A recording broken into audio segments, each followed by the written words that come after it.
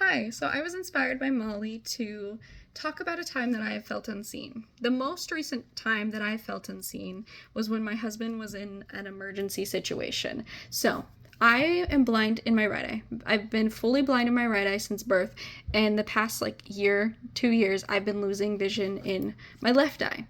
I have lost enough vision that I can no longer drive, and I have a hard time reading signs. I can't read signs. I can't read print, pretty much. So when my husband got to the hospital, he was taken from work and I had to get someone to bring me there. That wasn't the issue. The issue was when I got there and I was dealing with the nurses. I do understand that the nurses are not there for family members. They're not there for me. They're there for my husband and their other patients. I do understand that. But what was the issue was when I explained to them, hey, I'm visually impaired. I can't read any of the signs. I can't tell where I'm going, so I'm just going to need a little bit of help. They got frustrated and mad. They started treating me like I was less than or like I was a child because I couldn't drive my husband home, or I couldn't find the pharmacy, or I couldn't get from the first floor PICU waiting room up to the second wing of the hospital on the fourth floor where my husband was, because I couldn't read signs. And I had to keep explaining to them that, hey, I would love to do that, but I can't see. I can't see to get there. And they kept saying, oh, there's signs. And I was like, I understand that there's signs, but I can't read them.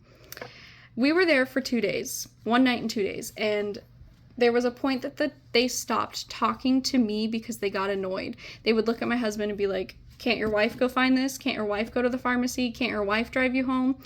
And it took him telling them multiple times that, no, my wife can't do that. She's low vision. My wife legally cannot drive me. She's blind. For them to actually stop asking the question. But it was up until we left the hospital that they kept asking why I can't do that, or they just kept getting upset. And I felt really unseen because at one point they just completely stopped talking to me. They were talking about me while I was in the room to my husband, who just had surgery, and he's probably not the one that you need to talk to right now because he's still waking up.